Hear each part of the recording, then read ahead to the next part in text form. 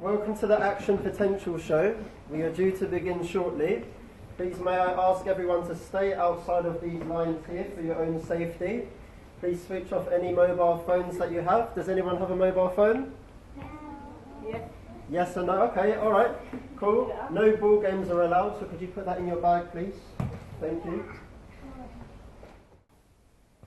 Could you just put that ball away?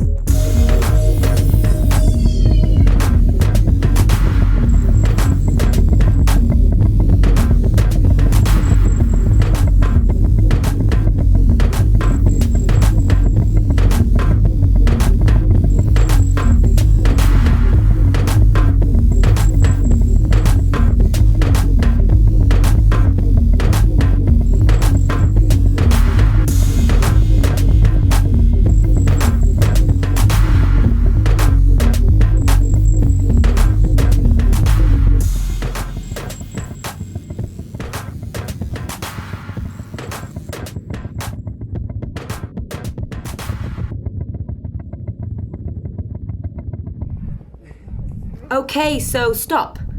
Stop there. I just want to ask the audience a question. Have you ever wondered how it is that performers can execute such complicated movements? My name is Anne-Marie, and I'm a choreographer, and I love movement. And we've been working with some incredible scientists at UCL and MMU universities to find out more about how our bodies move. Very simply, let's have a look at Tom. Hi, Tom.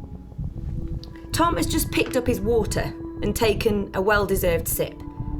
This action involves something called motor function. Almost all of behaviour involves motor function, from talking to gesturing to walking and even breathing. But even a simple movement like reaching out to pick up a drink can be a complex motor task to study.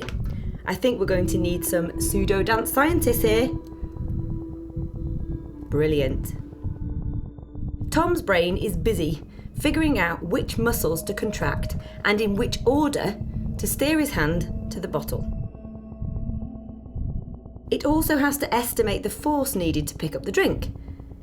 Oh, okay, so obviously that was a bit too much force. Let's try again. Much better. All this working things out involves a few areas of the brain concerned with motor functions. Once this information has been calculated, these parts of the brain together then signal to something called the motor cortex. And this is where we start our journey into the brain. Tom, would you mind if we took a journey into your brain? Let's all try to remember where the journey started. Could everybody say motor cortex after 3? 1, 2, 3, motor cortex. Well done. Tom, you're looking great there. The signals then pass down in a large group of neurons that act as a path or motor neuron highway called the corticospinal tract. The signals pass down this tract to the brainstem. Interestingly, the signal actually crosses over here to activate neurons on the other side of the spinal cord. This means signals starting on the right-hand side of the brain actually activate muscles on the left-hand side of the body. And signals starting on the left side of the brain activate the muscles on the right side of the body, as Tom is showing you. These neural signals then descend through the spinal cord via a motor neuron. This connects with another neuron and exits the spine. And this then innervates the muscle to move. Very good. We also found out, interestingly, that the amount of space in the motor cortex dedicated to controlling muscles in different parts of the body varies depending on how complex the muscle movements are. For example, movements of the hands require a much larger space on the cortex, as hand movements, as we can see, tend to be much more complicated, as opposed to, say, leg or torso movements that are clearly less complicated. Also, motor neurons that leave the spinal cord higher up activate muscles higher in the body. Motor neurons that leave the spinal cord lower activate muscle groups lower in the body. So let's remind ourselves of what we learnt. To start a movement, the neural signal is initially sent from where? Can you remember? The motor cortex. It travels down the corticospinal tract and crosses over the brainstem. Then the neural signals descend through the spinal cord.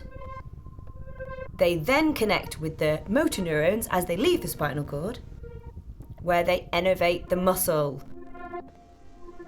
Let's see everybody activating their muscles. To work out how this process works and learn how the nerve impulse is able to travel, we have to look deeper into the motor neuron at a much, much smaller level. Have a look at the floor. Let's have a tour inside a motor neuron. At the top, we have the axon terminal. This is where the signal first arrives. If we stand inside the cell, we can take a trip all the way down the long wire or axon. We then reach the terminal at the other end. Have a look. There's a gap, isn't there? This is the synapse at the end in between the neuron and the muscle, also known as the neuromuscular junction. In a moment, we need volunteers to act out the signal passing through our neuron. This is called an action potential. Have a look, did you get a colour when you arrived? I need everybody to listen to the dancer's instructions so we can act out the action potential together. Good luck. Well, I'd like to get up again. Pinks up again. Come again. Come with me. Come with me. Lovely pinks. I want you to line behind this line. Go inside. Don't go inside. Facing that line. That's it. Make sure that's right. Outside, outside. Outside. Wonderful. Yeah. Now I'm careful. Come with me. I'd like to stand inside the cell axle. This is the axle of the cell. So I want you to face an axon, axons. I want you to face the partner. Face the partner. Find the partner, face them. Face them. Oh, beautiful. Look at that. Wonderful partner. Okay, give your partner a handshake just so we know everyone's your partner. That's brilliant. Yeah. Fantastic. No, you talk really big and loud so we can. I might test so that people hear and what this was. Okay, so we are inside the axon of the cell. This is out. You are outside the axon, and you guys are inside the axon. Now, what's going to happen is we're going to be past an electrical impulse. So here we are. This is our lovely pink electrical impulse. It's an ion. I'm going to give this ion to you. You're going to hold it very tightly. We're going to get another electrical impulse into our cell, and you're going to hold this ion. Then what we're going to do is pass the ions down the line. So I want you to go across. No, this way, diagonally. Whoop. And to you. Across. Diagonally. Across. Diagonally. Across. Diagonally. That's it. Keep going, keep going, keep going. Pass those down, That's it. That's it. That's it. That's it. That's it. Pass it down to you, passing. And we pass it to our axon terminal. Scott is our axon terminal. So the ions pass all the way down the axon. Crystal, in, out, till they reach the axon terminal. Okay? Then we have a little celebration. We put our hands together with our partner. And we do a Mexican wave all the way down. Woo! It's a very happy celebratory axon. We've passed our ions successfully. Okay, so we've passed the ions to the axon terminal. But what happens next, Tom? Well, something very exciting happens next, and I need my greens first. Greens. So, greens, you get to the axon terminal, which is part of something very special called a synapse, which is that junction. So if you can line up inside, facing me. Okay. Yep, make sure you spread all the way up. So, you are very, very special for a little bit of electricity, that electrical impulse we've just learnt about, to trigger off something. So you're all going to need a very special chemical called acetylcholine. Acetylcholine. So take a ball. This is your acetylcholine. So you wait till our man Scott triggers you, but you hold right now because you've got nothing to send it to. So I need my yellows. Yeah. Good. So you've got a partner. Wave at your partner. Wait. You've got a partner? Wave at your partner. You've got a partner? Sounds coming in. Sending our eyes grease. Axon, let's go. Pass it down. There we go. And the orange. And the purple. It's going across the face.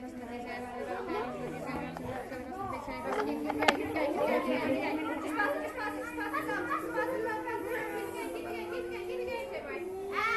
Wait for Scott. And safe. Stay safe.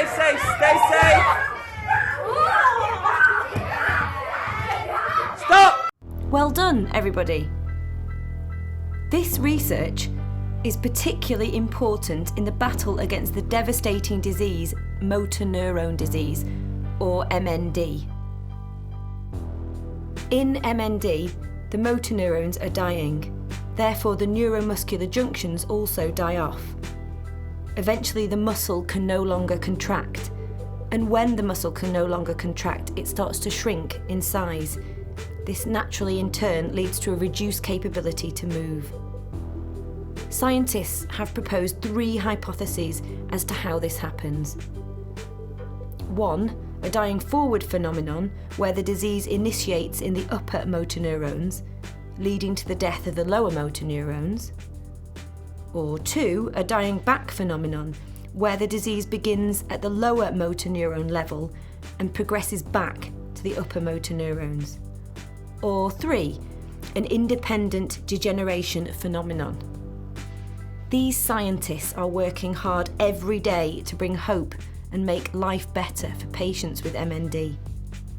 Everybody, I'm going to ask you to move back and look at the screen to find out more.